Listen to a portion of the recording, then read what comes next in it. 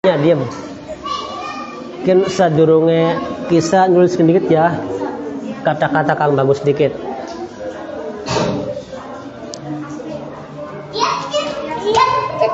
Ayo duduk.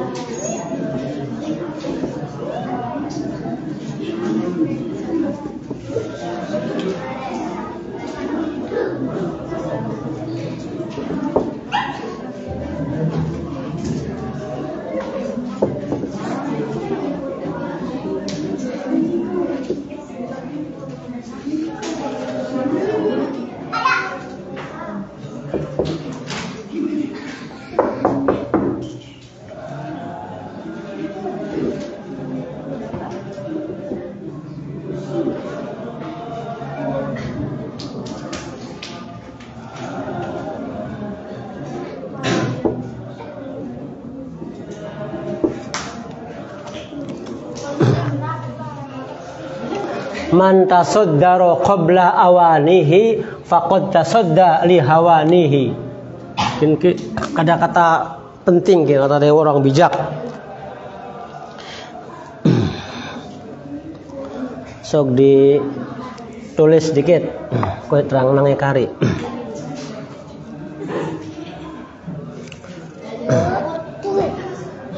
Bismillahirrahmanirrahim.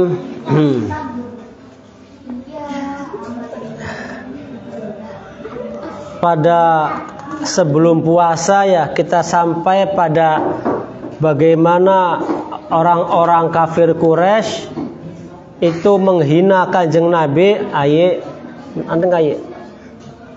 menghina Kanjeng Nabi tapi tidak berani menyakiti Kanjeng Nabi.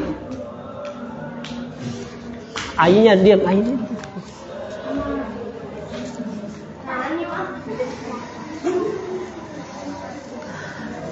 Nah, di antara hinaannya orang yang paling membenci Kanjeng Nabi itu dua orang Quraisy yang paling angas, paling jahat artinya, yaitu Abu Jahal dan Abu Lahab.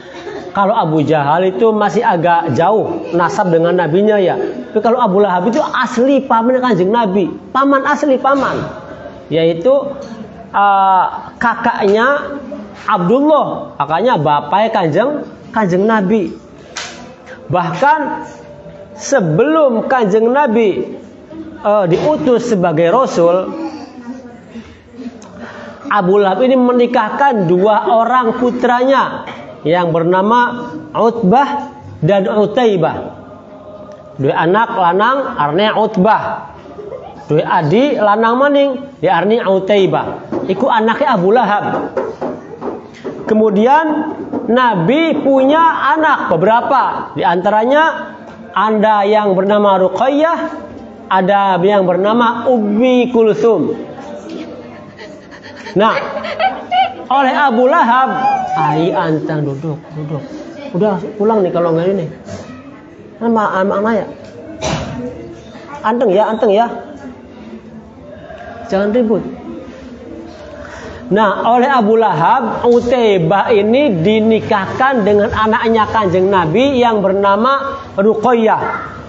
Kemudian adiknya yang bernama Utaibah dinikahkan lagi dengan adiknya Ruqayyah yang bernama Ummi Kulsum.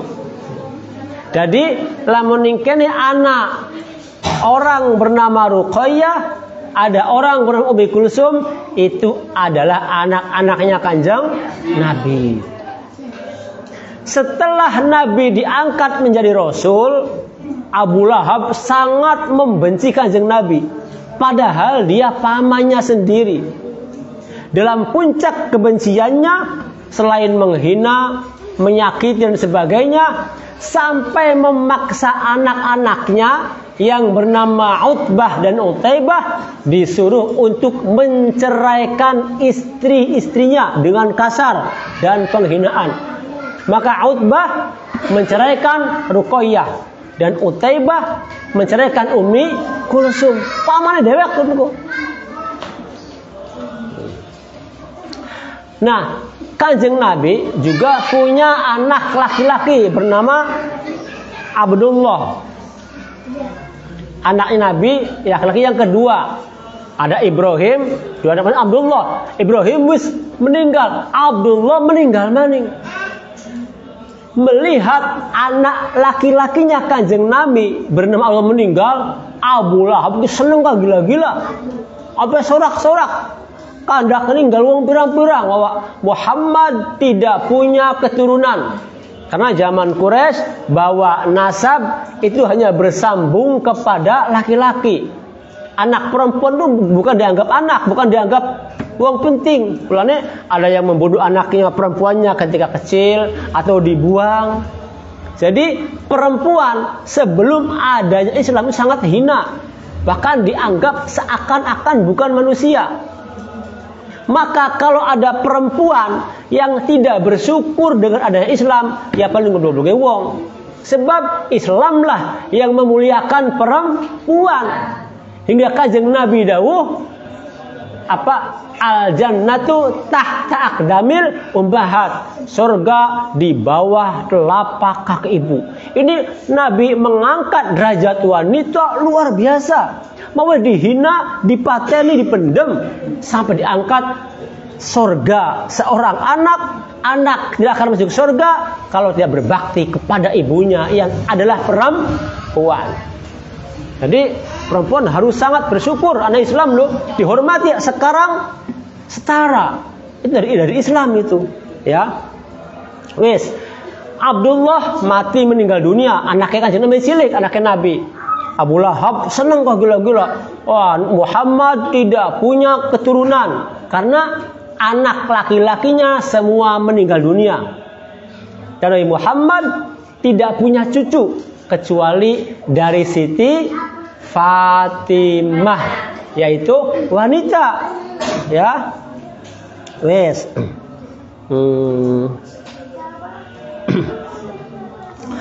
Abu Lahab, di antara kejahatan Abu Lahab ketika Nabi berjalan untuk memberi nyebar agama Islam ini orang-orang haji dari luar, Abu Lahab ngintil gurian, mari ngaku Nabi ku, mari mantai. Nabi dilempar dengan batu, dengan kerikil setiap hari. Bahkan wakanat imratu Abi Lahab Ummu Jamil, Rabi Abi Lahab artinya Ummu Jamil binti Harb bin Umayyah, yaitu saudara Abu Sufyan. Pada baik anak Ummu Jamil ku, Rabi Abu Lahab ku jahatnya luar biasa. Setiap hari ning pada malam-malam Nabi biasa bakal bengi iku metu sing umah sekitar jam 12 metu sing umah marki meng Masjidil Haram ning Ka'bah ibadah Nabi ku. Bengi-bengi si Ummu Jamil istrinya Abu Lahab ke ngawa uri kewitan kang akeh eri ka. Terus ditabur nang ning depan tempat liwate Kanjeng Nabi. Saking jahatnya itu. Terus cangkeme ki tukang gosip yang luar biasa.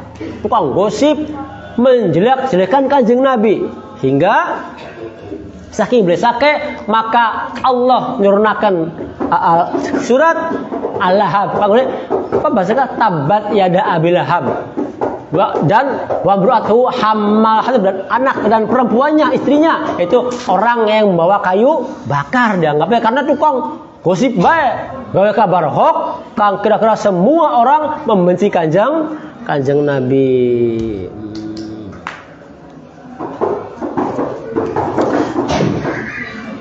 Suatu ketika Rabi'ah Abu Lahab Ummu Jamil saking ketika Nabi cerita ning Abu Bakar sebagainya bahwa ada wahyu tabat yada Abi Lahab wa tab, rusaklah atau binasalah tangan Abu Lahab. Seterusnya krungu, oh dia Muhammad telah membenci dan saking mengkelek marak Kanjeng Nabi. Nabi ini Masjidil Haram Abu Bakar lagi duduk. Si Ummu Jamil ngawa watu apa dibantah Kanjeng Nabi marak. Tekan arep Kanjeng Nabi karo Abu Bakar berkaton. Allah mengambil pandangan matanya. Jokot Abu Bakar lagi nodok karo Kanjeng Nabi lu berkaton. Katone Abu Bakar bae.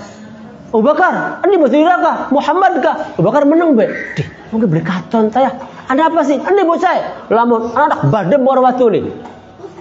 Menang be, lu nggak maning. Nabi ane ngarepan. Sampai Abu Bakar takon. Ya Rasul, kok kenapa si Ummu Jamil maukah beli katon tang sampeanku? Nabi, iya, bahwa Gusti Allah telah mengambil penglihatan matai. Beli katon. Anak Nabi karo Abu Bakar dodokku, katone Abu Bakar bae. Ku saking jahate, ngomong jahat tuh ngadon lu. Ampe wani karepan nganu Kanjeng Nabi lu. Wes singkat bae kena pisan ke. Nah, kinki peristiwa kini setelah adanya dakwatul jahar. Karena dakwaku dibagi loro. Ingat-ingat ya, diulang mana buatan dikelingan kah? Dakwaku ada loro. Dakwah Nabi ku. Dakwah asir yaitu arasia al-jahar. Ainya diam.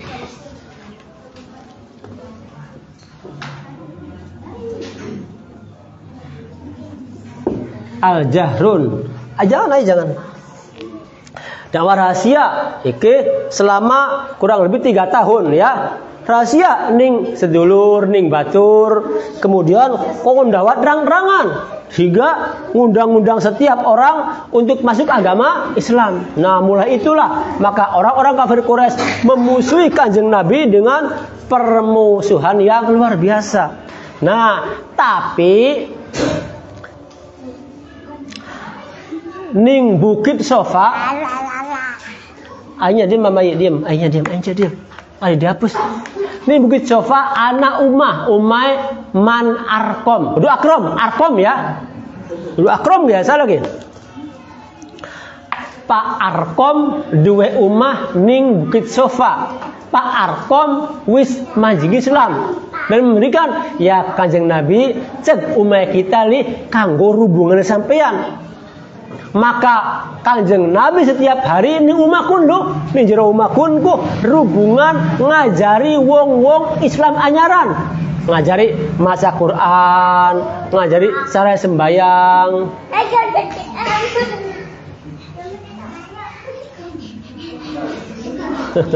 Main mahmu main.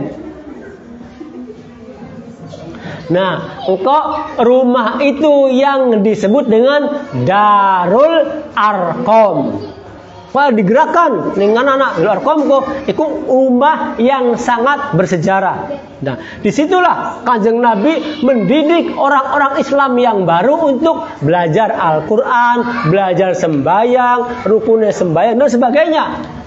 Itu rumahnya sekitar mungkin 100 meteran lah. Atau maksudnya dari Ka'bah ning Bukit Sofa. Wes.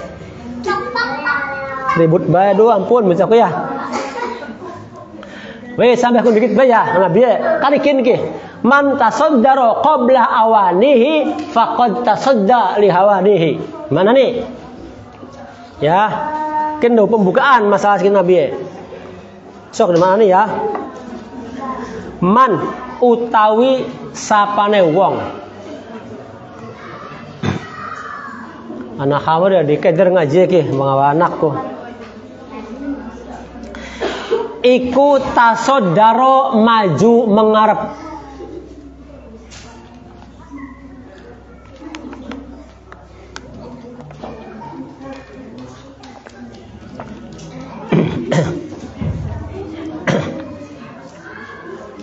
Man utawi sapane wong iku tasodaro maju mengarep qabla awanihi ing dalem sadurunge mangsane tasodar.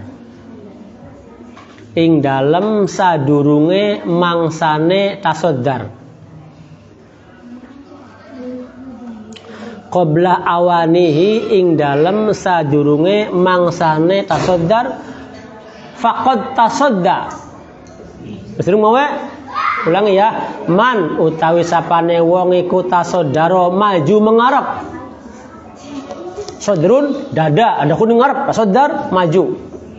iku tasaddaro maju mengarep qabla awanihi ing dalem sadurunge mangsane tasaddar, durung waktu maju. Faqad tasadda, maka teman-teman nantang sapa man. Faqad tasadda, maka teman-teman nantang sapa man.